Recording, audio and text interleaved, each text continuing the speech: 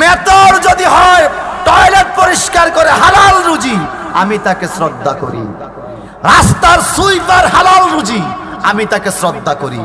হারাম টাকা, মানুষের রক্তের ঘামের টাকা শোষণ করে দুর্নীতি করে যেই ব্যক্তি আলিশান বাড়ি বানাবে, আমি তাকে গণার সময় নাই, কারণ আমি হকের পথে থাকবো, হক কথা বলবো। কথা কোন ঠিক কিনা? আরো জোরে বলেন। একজন লোকে 500 কোটি টাকা দুর্নীতি করে আল্লাহর রাস্তায় 1 কোটি টাকা দান করছে, আপনারা বলবেন বড় দানবীর, কিন্তু তার টাকাটা আসছে দুর্নীতি থেকে। আর একজন রিক্সা ড্রাইভার সারাদিন রিক্সা চালায় 500 টাকা রুজি করে 10 টাকা মসজিদে দিছে। আমার নবীজি বলে রিক্সা ড্রাইভারের 10 টাকার মূল্য কিয়ামতে বেশি। আল্লাহ পাক বলেন, ইন্না আকরামাকুম ইনদাল্লাহি আতকাকুম, তোমাদের মধ্যে ওই ব্যক্তি বেশি সম্মানিত যেই ব্যক্তির অন্তরে আল্লাহর ভয় যত বেশি। যার মনে চা না হে কইন না, যার মনে চা চিল্লা এখন সুবহানাল্লাহ। আর 10টা মিনিট আমি হাদিসটা শেষ করব, বেশি কষ্ট হয় আমার এলাকার মানুষ, আপনাদের উপর আমার হক আছে। আমি 2টা কথা ছাপ্পাও কইতে পারবো, 80ও কইতে পারবো, 22 কইতে পারবো, কারণ আল্লাহ বলছেন কু আনফুসাকুম ওয়া আহলিকুম নারা, তুমি নিজেও জাহান্নাম থেকে বাঁচো, তোমার পরিবার পরিজন দেশবাসীকে বাঁচাও। আমরা কি ডান হাত চাই না বাম হাত চাই কিয়ামতে? আমলনামা কোন হাতে চাই? একজনকে দান করা ডান হাতের কাজ, সালাম দেওয়া ডান হাতের কাজ, মোসা দেওয়া ডান হাতের কাজ, একজনকে দেওয়া ডান হাতের কাজ, দোয়া করা ডান হাতের কাজ, সুদ খাওয়া বাম হাতের কাজ, ঘুষ খাওয়া বাম হাতের কাজ, দুর্নীতি করা বাম হাতের কাজ। ও সাসা সুন্নিওয়ালা রাস্তা কাটি যাইছে মসজিদ হলো, আমি তো রাস্তা 5 ওয়াক্ত নামাজ পড়ি, এরকম সাসা আছে না? এখন পরের সপ্তাহ তো বাতিজা সাসারে দচ্ছে বাজার, কিও সাসা আপনারা 5 ওয়াক্ত নামাজ পড়েন, মসজিদের সামনের কাতারের লোক, আমরা জমিটা মাপছিলাম ভূপাত্র 4 ঘন্টা, এটাতে 4.5 ঘন্টা হয়ে রয়েছে।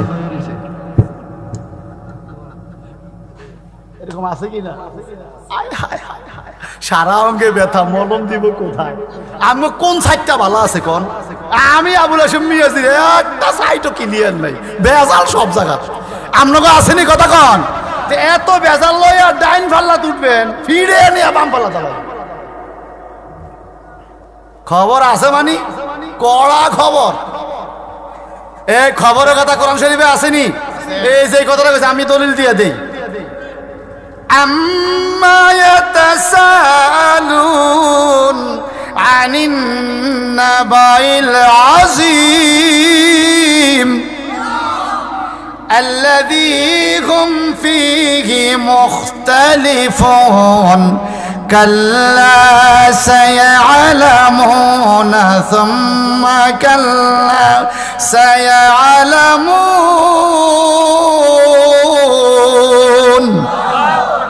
এই খবর আছে কই সেই জন্য আয়াত পড়ছি। আনিন নাবাইল আযীম, বড় খবর। কি খবর বলেন তো? খবরটা কবে হইব? মালিক কিয়ামতের খবর এখন রেডি হইতেছে।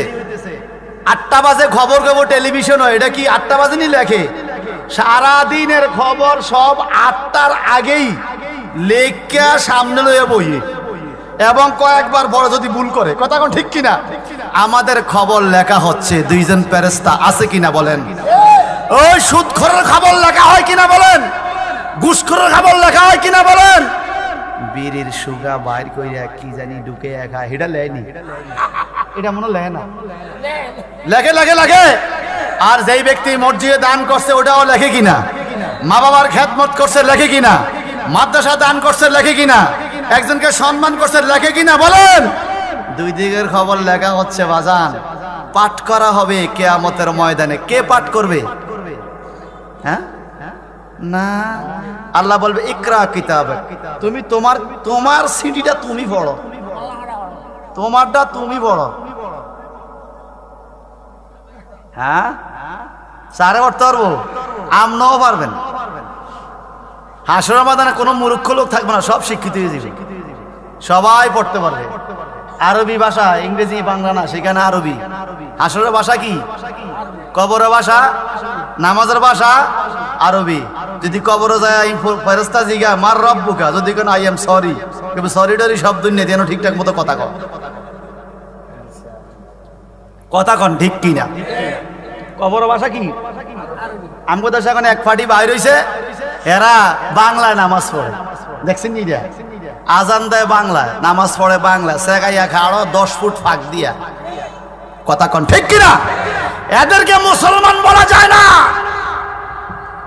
এরা মুসলমানের মধ্যে দ্বন্দ্ব লাগায়। কত সুন্দর আমরা নিয়ত পড়লাম, কত সুন্দর রোজার নিয়ত জানতাম, ইফতারের নিয়ত দোয়া জানতাম, ঠিক কিনা? কলমা শিখতাম, এই বাটফাররা কইডি লাগে না, সব বাদ দিছে, লাগে না লাগে না লাগে না, এত কিছু বলে লাগে না। তার কি লাগে জানেননি?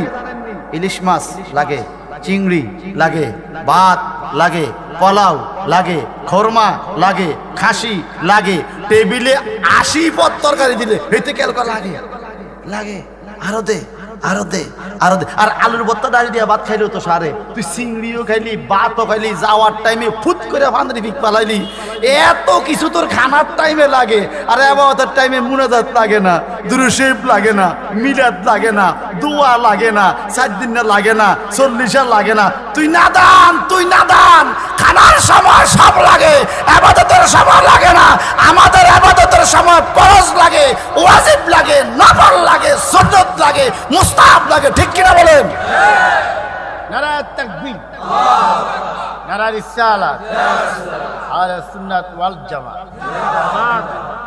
বলেন, একজন মুসলমান পরিচয় দিতে হলে হাতের থেকে, জবান থেকে আরেকজনকে কষ্ট দেওয়া যাবে?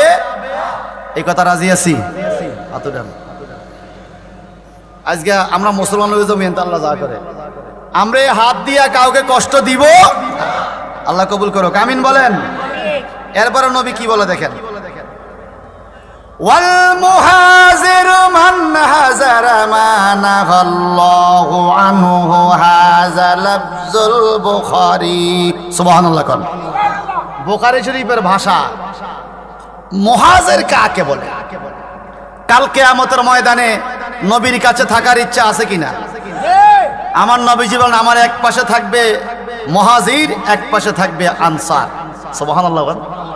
যারা হিজরত করছে নবীর সাথে, মক্কা থেকে মদিনায় গেছে, যে সাহাবীরা পরিবার পরিজন পালায়া গেছে নবীর সাথে, নবীর প্রেমে, ওনারা হলো মুহাজির, হিজরতকারী। আর আনসার হলো যারা মদিনা যাওয়ার পরে ওনাদেরকে জায়গা দিছে, খানা দিছে, নিজের মাইয়া বিয়ে দিছে, সাহায্য করছে, হলো আনসার।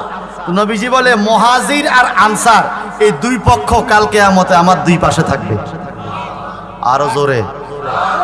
আমরা কি ইচ্ছা করলে এখন মক্কা থেকে মদিনায় হিজরত করে মুহাজির হইতে পারবো? কিন্তু একটা কাজ করলে হওয়া যাবে। আল্লাহ নবী বলেন, ওয়াল মুহাজিরু মান হাজারা মা নাহাল্লাহু আনহু। ওই ব্যক্তি প্রকৃত পক্ষে হিজরতকারী মুহাজির, যে ব্যক্তি আল্লাহ যা নিষেধ করছে এটা বাদ দিছে। যেমন আল্লাহ নিষেধ করছে সুদ খাইও না, এটা যে বাদ দিছে, সে কিয়ামতে নবীর মুহাজিরদের সাথে, নবীর সাথে থাকবে। আর জোরে কোন আল্লাহ বলছে হারাম খাইও না, মদ খাইও না, নেশা কইরো না। যেই ব্যক্তি এটা করবে না, সে আমার নবীর সাহাবী মুহাজিরদের সাথে, রাসূলের সাথে থাকবে। আমরা কিয়ামতে রাসূলের পাশে থাকার ইচ্ছা আছে না নাই? জোরে কোন। গাঞ্জা টাইন না, ইয়াবা ট্যাবলেট খাইয়া উপায় নাই, হবে না, হবে না। অরণ্যে রোদন, অরণ্যে। আমরা বাগদারা পড়ছিলাম, যারা স্কুল কলেজে পড়েন, অরণ্যে রোদন, নিষ্ফল কামনা। বিনা কাজে কান্নাকাটি করে যেখানে লাভ হয়, নিষ্ফল কামনা, অরণ্যে রোদন। আপনি নামাজ পড়লেন, রোজা রাখলেন, হজ করলেন, যাকাত দিলেন, সব ঠিকঠাক, কিন্তু আপনার বিবি বেপরদা চলে, কোনো কিছু কাজ হবে? সবাই কর। আপনাদের কড়িয়া কুয়া, এদিকে শ্রীরামপুর, শোভিতপুর, এদিকে ডুমুরিয়া, মাশাআল্লাহ, এদিকের মহিলারা কখনো বেপরদা যায় না। এরা খুব ভালো মানুষ। হ্যাঁ, এরা বেপরদা যায় না তো। হ্যাঁ, ও বুড়া কয় গাড়িতে বেলা জায়গা হয় না। আল্লাহ তুমি আমাদেরকে হেফাজত করো। একটা সত্য কথা বললেন তো, মাছওয়ালা, আলুওয়ালা, টমেটোওয়ালা, বইসাওয়ালা, ডিমওয়ালা, ফলওয়ালা হ্যান্ডমাইক লইয়া গ্যারামে ব্যান লইয়া যায়নি। এইবার ব্যানওয়ালা কি করে দেখেন, ভাবি, বোন, খালা, চাচি আইয়েন, মাছ আইছে, আর কথা কয় না। বেনওয়ালা বাইরে ডায় না, সাসারে ডায় না, বেনওয়ালাও জানে টাকা শাসির কাছে, মাছ কিনবো শাসির। হুজুর ঠিক না কথাটা? কথাটাই পুরোটা ভুল বলতেছি আমি? আমি তো এই সমাজের লোক। বেনওয়ালা কারা ডাহে? ভাবি রে, একের কি কাছের ভাবি লাগছে, মাছটা ফিরি দিয়ে বলাই, ভাবি আইন গো হাসতা আছে। কথা কোন ঠিক কিনা? বাইয়ে গড় থাইকাও ভাবি আইয়া মাছ মুলায়। আচ্ছা বলেন তো, বিচার ডাকি আগে ভাবি রইব না ভাইয়ে রইব? কথা কয় না, কার হইব? ও ভাইও, তোমার ঘরের দন রাস্তা নাইমা কাল্লো গড়ের মন, আর তুমি চাইতেছো ডাইন পাল্লা উঠতে, এত সোজা না, আসার দিয়ে ডাইন পাল্লা বাম পাল্লা পালাই দিব। কথা কোন ঠিক কিনা? ঘরে থাইকা বউরে কইছে মাছ মুলে, কিন্তু তোমার আক্কেল থাকা উচিত, ব্রেইনে বিবেক থাকা উচিত। সিএনজি গাড়ির পিছনে লেখা আছে পৃথিবীর সবচেয়ে বড় আদালত মানুষের বিবেক। বিবেক খরচ করে চলো, তুমি শান্তিতে থাকবা। বলেন আমাদেরকে বিবেক দিছে কে? যদি আজকে সিধা হইতেন তো কিয়ামতে বুঝ দিতে পারতেন, আল্লাহ তুমি আমারে সিধা বানাই, যাই ল্যাঙ্গাল উল্লা সিধা আসিলাম, আমি কিছু বুঝিনি। আল্লাহকে বোঝা তোর যদি দূর করছে। তা আপনি তো সুস্থ, আপনার বিবেক আছে, আপনি ভালো মন্দ বুঝেন, ঠিক কিনা কর? আপনি স্বর্ণ লুকিয়ে রাখছেন, কারো জানতে দেন না, ব্যাংক ব্যালেন্স কারো জানতে দেন না। এগুলো হলো সম্পত্তি। আর সম্পদ যেটা, এটা আপনি সবার সামনে ওপেন করছেন। সম্পত্তির চাইতে সম্পদের দাম বেশি। হোয়াট ডিফারেন্স বিটুইন সম্পত্তি আর সম্পদ? যারা ইন্টারে পড়েছেন হৈমন্তী গল্প, কেউ যদি থাকেন হাত তোলেন। হৈমন্তী গল্প পড়া থাকলে হাত তোলেন, অনেকে পড়ছে। হৈমন্তী গল্পের মধ্যে এক স্বামী তার স্ত্রীকে বলেছিল, এ আমার সম্পত্তি নয় সম্পদ, এ আমার সম্পত্তি নয় সম্পদ। সম্পত্তি আর সম্পদের মধ্যে পার্থক্য কি? এটা ডিগ্রিতে এটা পড়ায়, ইন্টারে এটা আসে পরীক্ষার মধ্যে। সম্পত্তি হলো যেটা বেচাও যায় কিনাও যায়, প্রয়োজনে বেচবেন, প্রয়োজনে সম্পত্তি। আর সম্পদ হইলো যেটা বেচাও যায় না, কেনাও যায় না, কাউরে দেখানো ঠিক না। স্ত্রী হইল সম্পদ। স্ত্রী কি? জোরে কন, কথা কয় না। তো এই সম্পদটা যে বাজারে যায় প্রত্যেক দিন, আপনি এই প্রত্যেক দিন বেচতেছেন সম্পদের বাজারে, কিয়ামতে জবাব আসেনি? কথা কয় না। নাই নাই নাই। আসুন হালাল হারামের কথা বলছি, হাদিসটা বলে আমি শেষ করি। আল্লাহর হাবিব বলেন, এ পৃথিবীর মানুষ, ইন্নামা উগলিকাল্লাযীনা ক্বাবলাকুম, নিশ্চয়ই তোমাদের পূর্ববর্তী মানুষ অনেককে আল্লাহ পাক ধ্বংস করে দিয়েছেন। আন্নাকুম কানু ইযা সারাকা ফীহিমিশ শরীফু তারাকুহু, যখন বড় লোকের কোন সন্তান চুরি করত, তারাকুহু তাকে ছেড়ে দিত। বড় লোকের ছেলে চুরি করছে, তার বিচার হয় না, তাকে ছেড়ে দিত। ওয়াইজা সারাকা ফীহিমিদ দাইফু আকামু আলাইহিল হুদুদা, যখন কোন গরিবের ছেলে চুরি করত, সমাজের সবাই মিল্লা করিয়া স্কুল মাঠে তার বিচার করত।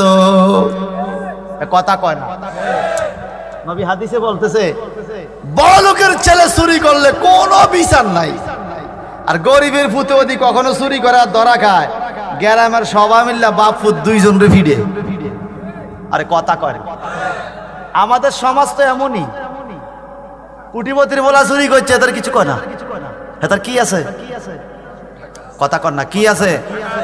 আর আচ্ছা আপনারা বলেন তো, আমার নবীর চাইতে বড় লোক কেউ আছে? আল্লাহ, সবাই কয় না। নবীর চাইতে বড় কেউ আছে? নবীজি বলেন, যত কিছু আল্লাহ সৃষ্টি করছে, আনা খায়রুহুম, খোদার খোদাইতে যা কিছু আছে সবচাইতে সম্মানী আমি নবী। নবী নিজে, আল্লাহ বলে, আনতা হাবিবি, ও হুজুর আপনি আমার ভালোবাসা।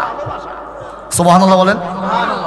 সে নবীকে শোনো, তোমরা তো বড় লোকের ফলা চুরি করলে ছাড়ি দাও, গরিবের ফলা চুরি করলে বিচার করো, আমারটা শোনো। কি?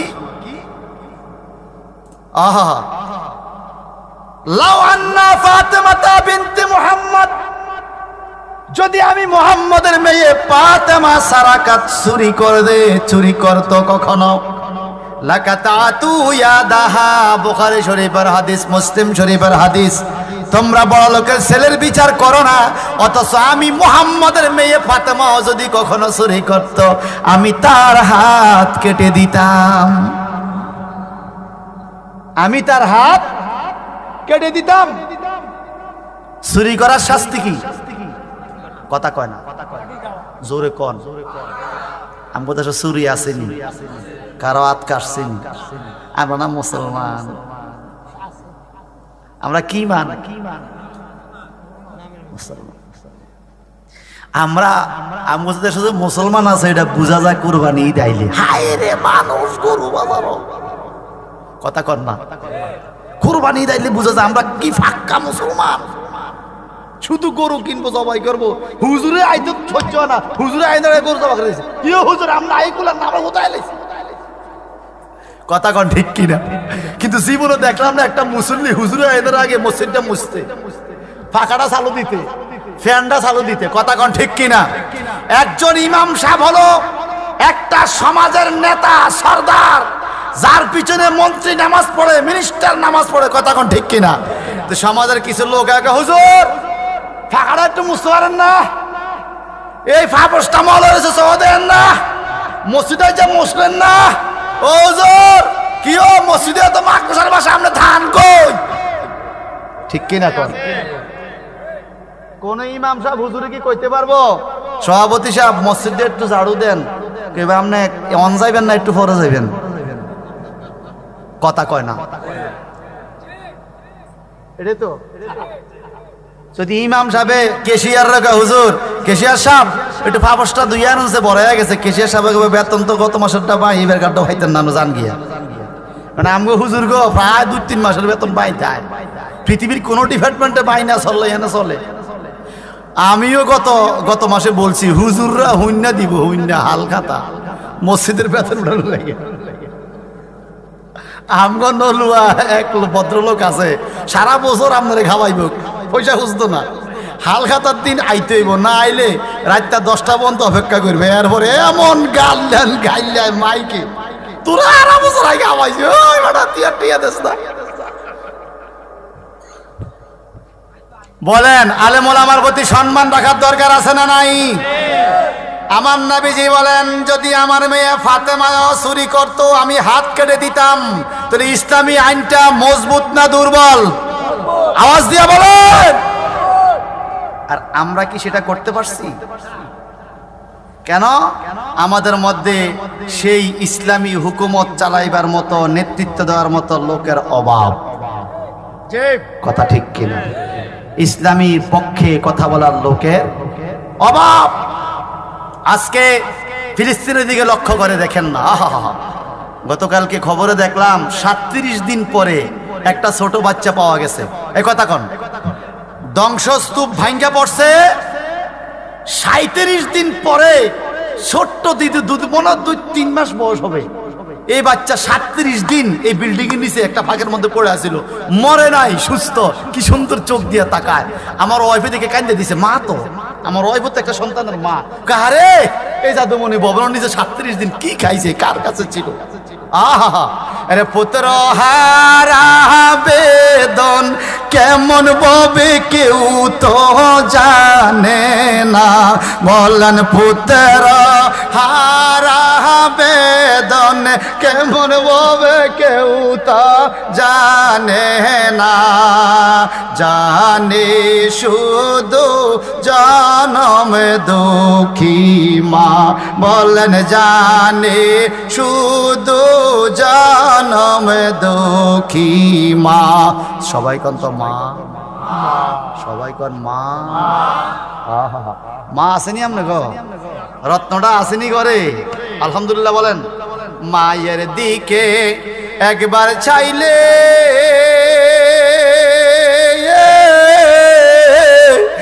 একটা হজের সওয়াব মিলে রে, বাবার দিকে একবার চাইলে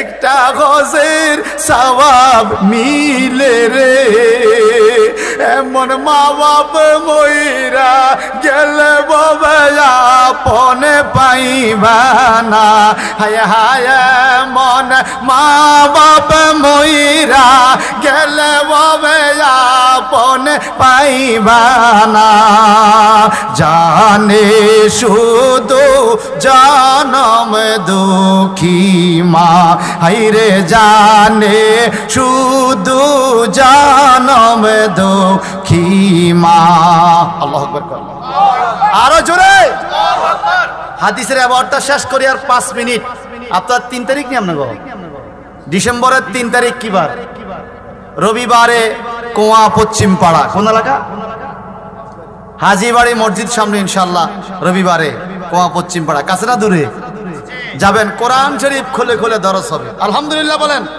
এই ঘটনাটা শুধু শেষ করি বলেন আমাদের মরণ আসেনি কাছে না দূরে কত কত কাছে আমার জীবন যত কাছে মরণ আরো জীবনের চাইতো আরো নিকটে কারণ আল্লাহ পাক কোরআনে বলেছে কি খালাকা আল্লাযী খালাকাল মাউতা ওয়াল হায়াতা লিয়াবলুয়াকুম আইয়ুকুম আহসানু আমালা সুবহানাল্লাহ কোন আল্লাহ পাক আগে বলছেন কোনটা কথা আল্লাযী খালাকাল মাউতা ওয়াল হায়াতা আল্লাহ আগে মৃত্যু বানাইছে এরপরে হায়াতটা বানাইছে সবাই চিৎকার দিবেন সুবহানাল্লাহ সুবহানাল্লাহ আর জোরে কোন আল্লাহু আকবার ভাইজান রে আমার হালাল হারামের কথা বলে একটা ঘটনা বলবো ইমাম মালিক রাদিয়াল্লাহু তাআলা আনহু মালিকি মাযহাবের ইমাম মাযহাব কয়টা সবাই বলেন 4টা মাযহাব কয়টা মাযহাব হানাফি শাফি মালিকি হাম্বলি 4টা মাযহাবকে বিশ্বাস করবেন একটা মাযহাবের উপর আপনি আমল করবেন আপনি জান্নাতি সুবহানাল্লাহ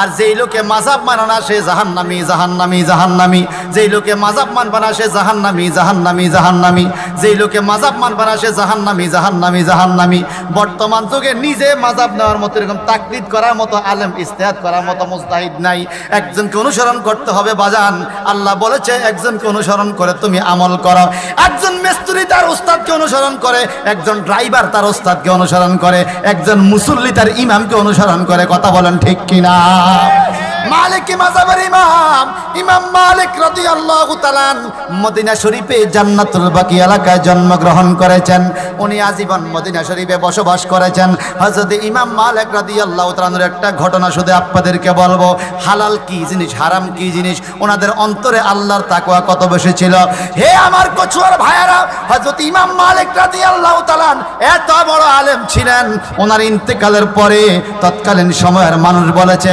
একটা আলেমের জাহাজ দুনিয়া থেকে চলে গেল ইমাম মালিকের টাইমে এত বড় আলেম পৃথিবীতে কেউ ছিল না হযরত ইমাম শাফি মক্কা থাকে ইমাম মালিক মদিনা শরীফে থাকে পাবলিক জিজ্ঞাসা করে ও ইমাম মালিক আপনি মক্কা শরীফে হজ করতে যান না কেন সব সময় মদিনা শরীফে পড়ে থাকেন কেন ইমাম মালিক রাদিয়াল্লাহু আনহু বলেন আমার নবীজির কদম পড়েছে মদিনায় নবীজির শহর হলো মদিনা শহর আমি ইমাম মালিক যদি মক্কা শরীফে যাই হজ করতে গেলে সেখানে মারা গেলে আমাকে জান্নাতুল মুআল্লা দাফন করা হবে মক্কায় আমার জন্য তো মদিনার জান্নাতুল বাকির মাটি নসিব হবে না রাসূলুল্লাহ মদিনায় শুয়ে আছেন 10,000 সাহাবী জান্নাতুল বাকিতে শুয়ে আছেন খাতুনে জান্নাত মা ফাতেমা জান্নাতুল বাকিতে শুয়ে আছেন হযরতে হালিমাতুস সাদিয়া জান্নাতুল বাকিতে শুয়ে আছেন ইমাম আবু হুরায়রা জান্নাতুল বাকিতে শুয়ে আছেন এই তো গত 1 মাস হলো জান্নাতুল বাকি জিয়ারত করে আসলাম জান্নাতুল বাকিতে ঢোকার টাইমে ডান দিকে খাতুনে জান্নাত মা ফাতেমার রওজা মোবারক বাম দিকে একটু সামনে গেলে ইমাম মালিকের রওজা মোবারক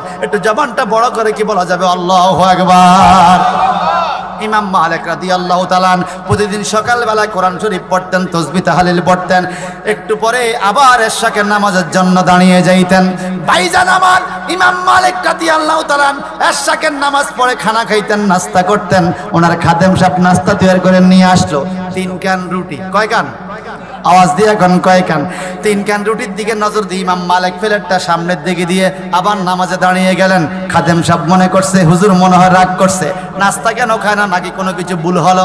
সালাম ফিরাইবার পরে ইমাম মালিক দেখলেন খাদেম দাঁড়িয়ে আছে। এ খাদেম, আমি কি নাস্তা খাবো না? হুজুর আপনার নাস্তা তো রেডি আছে। বলে এগুলো আমার আটার নাস্তা নয়। বলে হুজুর কি করে বুঝলেন, বিষয়টা কি? বলে আমার বস্তার আটা আরো দুর্বল আটা, আমার আটা রুটিটা লাল লাল লাল লাল হয়। আজকে যেই আটার রুটি তুমি আনছো, এই রুটি ফুলা ফুলা দেখা যায়, ফুলা ফুলা দেখা যায়। এত ভালো আটা তো আমার ঘরে নাই, নিশ্চয়ই তুমি অন্য কোথাও থেকে আটা এনেছ। খাদেম সাহেব বলে হুজুর আপনার ছেলে হযরতে সালে রাদিয়াল্লাহু তাআলা, জবানটা বড় করে কোন আল্লাহু আকবার। ইমাম মালিকের একজন ছেলে ছিলেন বড় মুহাদ্দিস হযরতে সালে। উনি সারা দিন ইবাদত বন্দেগী করতেন, জীবনে সারা বছর রোজা রাখতেন, শুধু হারাম 5 দিন ছাড়া সারা বছর রোজা রাখতেন, সারা রাত ইবাদত করতেন, দেশের সেবা করতেন।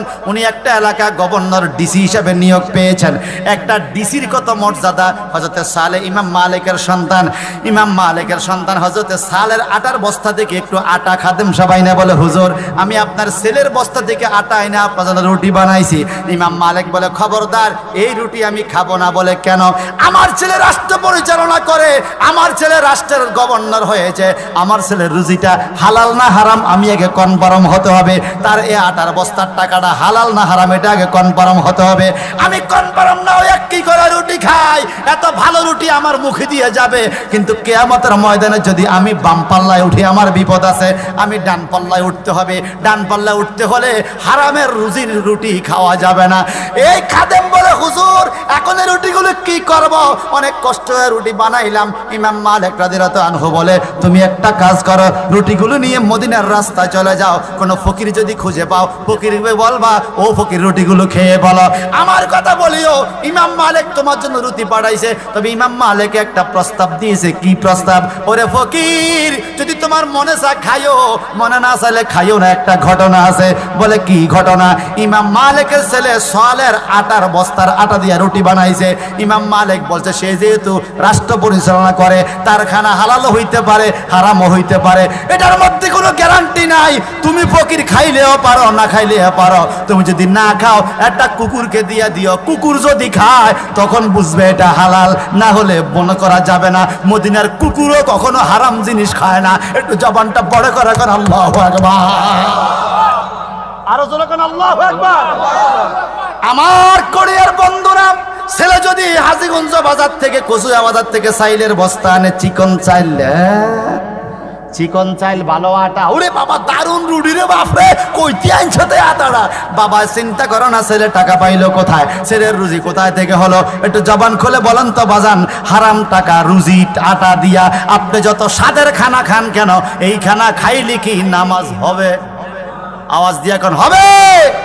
কখনো হবে না বাজান। এই জন্য আল্লাহর হাবিব মুহাম্মদ রাসূলুল্লাহ সাল্লাল্লাহু আলাইহি সাল্লাম নিজের জবান দিয়ে বলেছেন তোমরা হালাল খানা খাইও, হারাম খানা খাইও না। কেন কেন?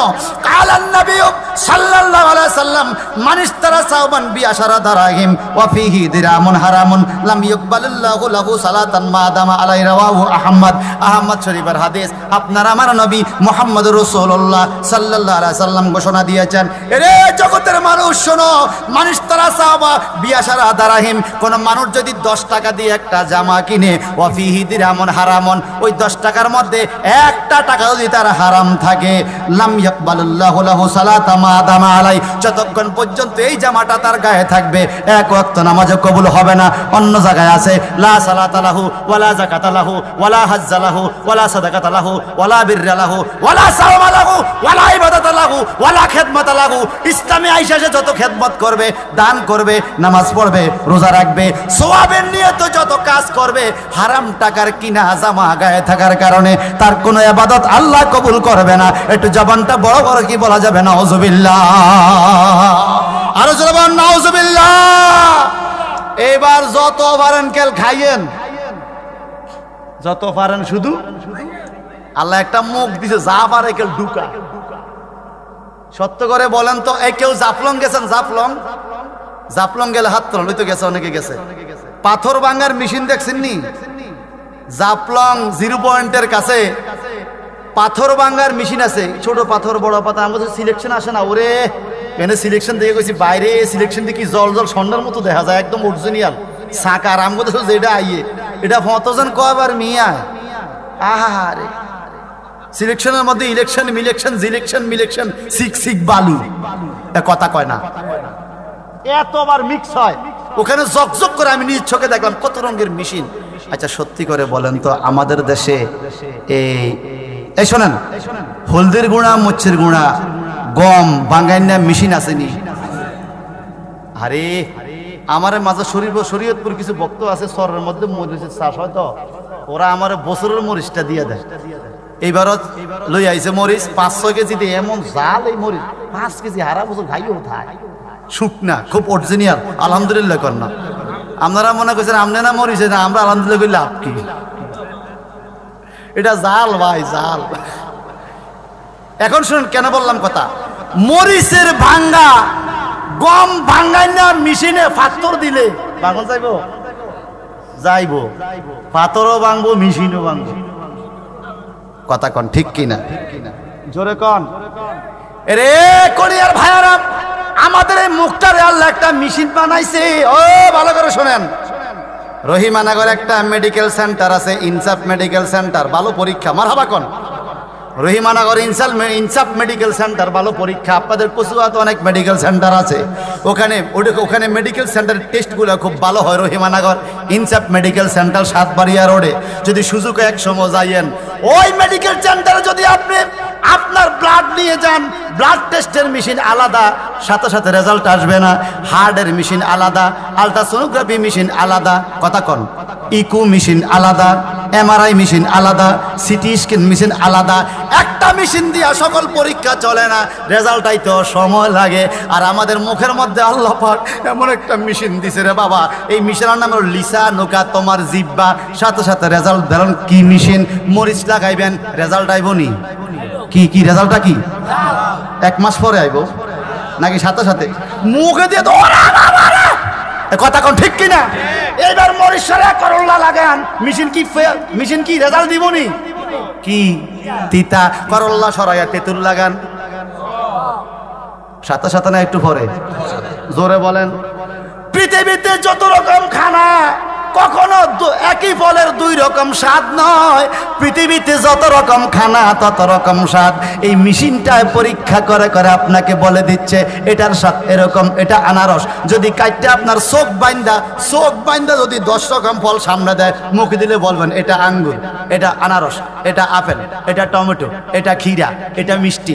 আন্দিগুন্দি কইতে পারতেন না? আর কথা কয় না, মুখে দিলে আপনি বুঝবেন এটা কি। কে বলে? আপনার মেশিনে বলে দিচ্ছে এটা কি বাজান রে। যেরকম হলুদের গুঁড়ার মেশিনে পাথর দিলে মেশিনটা নষ্ট হয়ে যাবে, এই মেশিন আর কাজে লাগবে না। আমাদের মুখের জবানটা হলো আল্লাহ তাবারাকা তাআলা কোরআন শরীফে বলেছেন, তোমরা কুলু মিন তাইয়্যিবা, তোমরা হালাল খানা খাইও। এই মেশিনে ফল দেওয়া যাবে, হালাল দেওয়া যাবে। এই মেশিনে যেরকম পাথর দিলে হলুদের গুঁড়ার মেশিন থাকে না। ও জগতের মানুষ, তুই তোমার মেশিনটাকে তুমি হেফাজত করতে পারো। নবীজি বলেছেন 2টা মেশিন তোমরা হেফাজত করবে, একটা লজ্জাস্থান আর একটা হলো তোমার জিহ্বা। এই 2টা হেফাজত করলে তুমি জান্নাতি, এগুলো নষ্ট করা যাবে না। এই মুখের মেশিনটা নষ্ট হয়ে যায়, আপনাকে বলছে হালাল খাইতে, যখন সুদের খানা ঢুকাইবেন ওই পাথর বাংলা যেরকম গমের মেশিন নষ্ট হয়ে যায়, আপনার মুখের মেশিনটা ধ্বংস হয়ে গেল। ঘুষ ঢুকাইলেন ধ্বংস হয়ে গেল, হারাম ঢুকাইলেন ধ্বংস হয়ে গেল, গীবত কইলেন ধ্বংস হয়ে গেল, পরের জায়গা দখল করলেন ধ্বংস হয়ে গেল।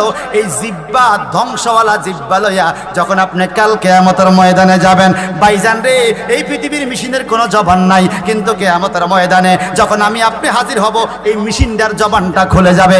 আমার হাত আমার বিরুদ্ধে কথা বলবে, আমার চোখ আমার বিরুদ্ধে কথা বলবে, আমার নাসিকা আমার বিরুদ্ধে কথা বলবে, আমার পা আমার বিরুদ্ধে কথা বলবে, আমার পুরা দেহ আমার বিরুদ্ধে। যে জিহ্বারে আদর করে যতন করে 2 দাঁতের মাঝখানে ফালছি, কখনো দাঁত দিয়ে কামড় দিয়ে কষ্ট দেই নাই, এই জিহ্বাটা পর্যন্ত কাল কিয়ামতে আমার আপনার বিরুদ্ধে কথা বলবে। তখন আপনি বলবেন জিহ্বারে, আমার মুখের ভিতর থাইকা বুঝি আমার বিরুদ্ধে। জিহ্বা বলবে আল্লাহ বলছে হালাল খাইতা, তুমি হারাম খাইছো কেন? আল্লাহ বলছে হালাল খাইতা, তুমি সুদ খাইছো কেন? আল্লাহ বলছে ফলের রস খাইতা, তুমি ফল না খাইয়া গাঞ্জা খাইছো কেন?